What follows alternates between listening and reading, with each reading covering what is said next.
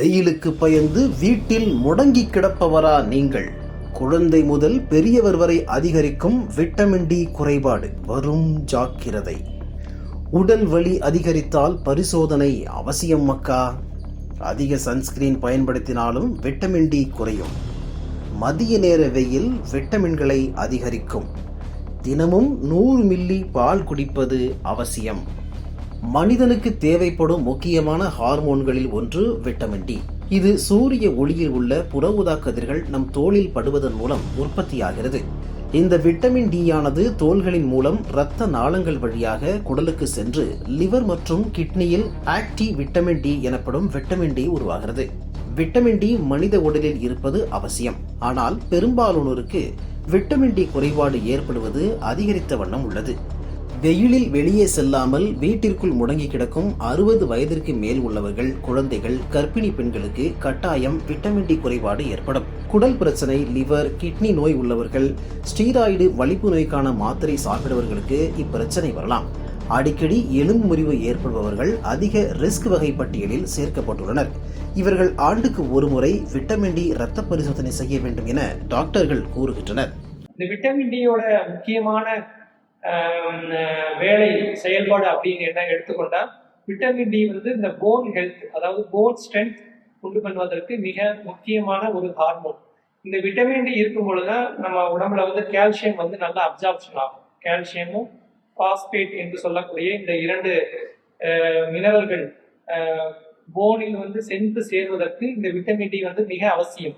So ஆகையால் vitamin T level நல்லா maintain பண்ணும்போது, இயல்பாக நார்மலாக மெயின்டைன் பண்ணும்போது, இந்த கால்சியமும் விட்டமின் டியும் பாஸ்பேட் இது எல்லாமே சேர்ந்து அந்த போனை நல்லா ஸ்ட்ரென்தன் ஆகும். போன் ஹெல்த்தை நல்லா மெயின்டைன் பண்ணுவதற்கு இந்த விட்டமின் டி மிக உறுதுணையாக இருக்கும். ஸோ அதனால விட்டமின் டி இயல்பாக நார்மலாக வச்சுக்கணும். விட்டமின் டி குறைபாடை எப்படி நம்ம கண்டுபிடிக்கலாம் அப்படிங்கிற சிச்சுவேஷன்ல நான் ஏற்கனவே சொன்ன மாதிரி இந்த அதிக ரிஸ்க் உள்ளவங்க இவங்கெல்லாம் செக் பண்ணிக்கிட்டா ரொம்ப நல்லது. ரிஸ்க் இல்லாதவங்க ஜாயிண்ட் பெயின் இருக்கு, பேக் பெயின் இருக்கு, டயர்டு ஃபீலிங், அந்த மாதிரி ஃபெட்டிக்னஸ் அந்த மாதிரி இருக்கும்பொழுது விட்டமின் டி பரிசோதனைகளை செஞ்சு கொள்ளலாம். இந்த விட்டமின் டி பரிசோதனை மட்டும் இல்லாமல் கால்சியம், பிடிஹெச் பேராதைராய்டு ஹார்மோன் அப்படிங்கிற சொல்லக்கூடிய இந்த ஹார்மோன்களையும் பரிசோதனைகளை சேர்த்து செய்யும் பொழுது அது நம்மளுக்கு ரொம்ப சிவியரான விட்டமின் டியா இல்லை மைல்டான விட்டமின் டியா என்பதை நம்ம தெரிஞ்சுக்கலாம். ஸோ அதனால அவங்க விட்டமின் டி பரிசோதனை செய்து இது இந்த ராஜாஜி மருத்துவமனையில் இந்த விட்டமின் டி பரிசோதனை இலவசமாக செய்யப்படுகின்றது. ஏசி ரூமில் வேலை பார்ப்பவர்கள், குளிர் பிரதேசத்தில் இருப்பவர்களுக்கும் விட்டமின் டி பற்றாக்குறை ஏற்படுகிறது. மதுரை அரசு ராஜாஜி தலைமை ஹாஸ்பிட்டலில் அகச்சுரப்பியல் துறையின் கீழ் விட்டமின் டி இரத்த பரிசோதனை இலவசமாக செய்யப்படுகிறது. முழு உடல் பரிசோதனையிலும் இப்பரிசோதனை மேற்கொள்ளப்படுகிறது. இதில் விட்டமின் டி குறைபாடு கண்டறியப்பட்டால் கூடுதலாக கால்சியம் அளவு மற்றும் பாரா தைராய்டு ஹார்மோன் பரிசோதனை செய்து கொள்வது அவசியம்.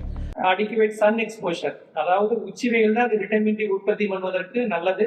பட் உச்சி வெயில நம்மளுக்கு ப்ராக்டிக்கலா பாசிபிள் கிடையாது. ஸோ அதனால எவ்வளவு சன் எக்ஸ்போஷர்ஸ், மார்னிங் வெயிலோ இல்லை ஈவினிங் வெயிலோ, அதாவது நம்ம எந்த வெயில கம்ஃபர்டபுளா இருக்கோமோ சன் எக்ஸ்போஷர், குழந்தைகளை நல்லா வெளியில விளையாட வைக்கிறது, வயது முதிர்ந்தவர்கள் சன் பாத்ன்னு சொல்லுவாங்க, அந்த மாதிரி கொஞ்சம் வெளியில உட்கார்றது, பிசிக்கல் ஆக்டிவிட்டி, அது மாதிரி உணவு அப்படின்னு எடுத்துக்கிட்டா இந்த பால் மற்றும் பால் சம்பந்தமான உணவுகள், மில்க் ஐட்டம், அது மாதிரி ஐட்டங்கள்ல உண்டு. அது அசைவ உணவுகள் அப்படின்னா மீன், அதுல விட்டமின் டி அதிகமாக உள்ளது. ஸோ யார் யாருக்கெல்லாம் அதிகமாக ரிஸ்க் இருக்கோ, அது மாதிரி சன்ஸ்கிரீன் அதிகமாக யூஸ் பண்றவங்க நிறைய சமயம் ஸ்கின் அழகுக்காக வேண்டி சன்ஸ்கிரீன் யூஸ் பண்ணுவாங்க, அல்லது ஃபுல்லா கவர் பண்ணியிருப்பாங்க ஃபேஸையோ அல்லது ஆர்ம்ஸையோ. ஸோ அந்த மாதிரி சன்ஸ்கிரீன் யூஸ் பண்ணுவாங்க. இல்லை ஆர்ம் எக்ஸ்போஷர், சன் எக்ஸ்போஷர் உள்ளவங்களுக்கு இது வரக்கூடிய வாய்ப்புகள் இருக்கு. ஸோ அதனால நேச்சர் இஸ் வெரி இம்பார்ட்டன்ட். அது நிறைய விஷயங்கள் நம்மளுக்கு நல்ல விஷயங்கள் கொடுக்குது. அதுல ஒன்று இந்த சூரிய ஒளி கதிர்கள். ஸோ அதனால நம்ம அதை படுபடியாக வைத்துக் கொண்டால் நல்லது. விட்டமின் டி அளவு 10 முதல் 20 வரை இருக்கலாம். அதற்கு கீழ் இருந்தால் பற்றாக்குறை என அர்த்தம். இதற்கான தீர்வும் எளிதுதான் என அகச்சுரப்பியல் பிரிவு டாக்டர்கள் தெரிவித்தனர். இவற்றை குணப்படுத்துவதற்கென மருந்து மாத்திரைகள் உள்ளன. வாரத்திற்கு ஒரு முறை வீதம் 8 வாரங்களுக்கு எடுத்துக்கொண்டால் பற்றாக்குறை சரியாகும். இதனால் பக்க விளைவுகள் ஏற்படாது என டாக்டர்கள் கூறுகின்றனர். மேலும் சத்து ஊசி என விட்டமின் டி மருந்தினை செலுத்தக்கூடாது. டாக்டர் அறிவுரையின்றி பயன்படுத்தக்கூடாது. அதாவது நேஷனல் இன்ஸ்டிடியூட் ஆஃப் ஹெல்த் அப்படிங்கிறது ஹைதராபாத்ல ஒரு இந்திய அரசாங்கத்தின் சார்பாக உள்ள இது. ஸோ அதனுடைய ஆய்வின்படி விட்டமின் டி ரெக்யர்மெண்ட் நம்ம டிஃப்ரெண்ட் ஏஜ்ல வந்து டிஃப்ரெண்டா இருக்கும். சில்ட்ரனுக்கு ஒரு ரெக்யர்மெண்ட், அடல்ட்டுக்கு ஒரு இது, வயது முதிர்ந்தவர்களுக்கு ஒரு ரெக்யர்மெண்ட்.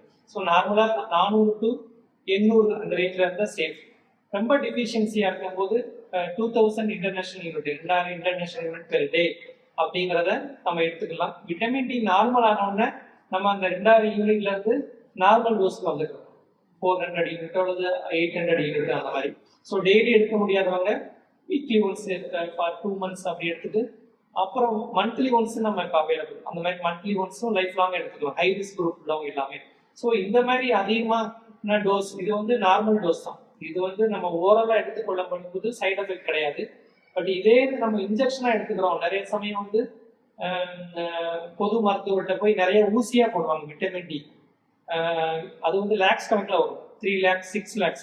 ஸோ அந்த மாதிரி ஊசி வந்து நிறைய மாசம் போடும்போது கண்டிப்பா சைடு எஃபெக்ட் அதிகம். விட்டமின் டி டாக்ஸிசிட்டி அப்படிங்கிற லெவலுக்கு போயிடும். ஸோ அதனால மருந்துகள் வந்து மருத்துவரின் ஆலோசனையோட அது என்ன டோஸோ அதை இது பண்ணும்போது நார்மலா அது எக்ஸ்கிரீட் ஆயிடும், வெளியில போயிடும், பாடியில தங்காது. மருந்துகள் வந்து நம்மளுக்கு கரெக்டான டோஸ் எடுக்க முடியும். பட் இன்ஜெக்ஷன் மாதிரி வெரி ஹெவி டோஸ் இன்ஜெக்ஷன்லாம் 6 மாசத்துக்கு ஒருக்க தான் போடணும் அல்லது வருஷத்துக்கு ஒருக்க போடணும். பட் இன்ஜெக்ஷன் வந்து மாசம் போட்டுக்கொள்ளக்கூடிய விட்டமின் டி இன்ஜெக்ஷன் போட்டுக்கொண்டிருந்தால் அது டாக்ஸிசிட்டி அல்லது ஸ்டோன் ப்ராப்ளம் அந்த மாதிரிலாம் வரக்கூடிய வாய்ப்புகள் உண்டு. இது போக ஜிம்மிற்கு செல்லும் ஆண்களில் பெரும்பாலானோர் ஃபிஷ் ஆயில் என்னும் மீன் எண்ணெய் மாத்திரைகளை உட்கொள்கின்றனர். இதன் மூலம் விட்டமின்கள் உடலில் அதிகரிக்கும் என நம்புகின்றனர். ஆனால் இந்த மாத்திரைகள் சாப்பிடுவதற்கு பதிலாக உணவுகள் மூலம் விட்டமின் பெறுவதே சிறந்தது என டாக்டர்கள் கூறுகின்றனர். ஃபிஷ் ஆயில்ங்கிறது மீன் எண்ணெய் மாத்திரை அப்படி சொல்லுவாங்க. அதாவது ஒமேகா 3 ஃபேட்டி ஆசிட்ஸ் அல்லது omega 6 fatty acids. So vitamin D மீன் எண்ணெய் வந்து காமனா வந்து நம்ம என்ன பர்பஸ்க்கு யூஸ் பண்றோம்னா அந்த ட்ரைகிளிசரைட் லெவல் அப்படிங்கிறத குறைக்கிறது. ஸோ விட்டமின் டி வந்து அந்த மீன் எண்ணெயில வந்து ரொம்ப அதிகமான டோஸ் கிடையாது, இருக்கு preparation. But main usage triglyceride level, அதாவது லிபிட் லெவல்ஸ் வந்து கொழுப்போட அளவை குறைக்கிறதுக்கு தான் மெயினாக யூஸ் பண்ணுறோம் விட்டமின் டி மீன் எண்ணெய்ங்கிறது.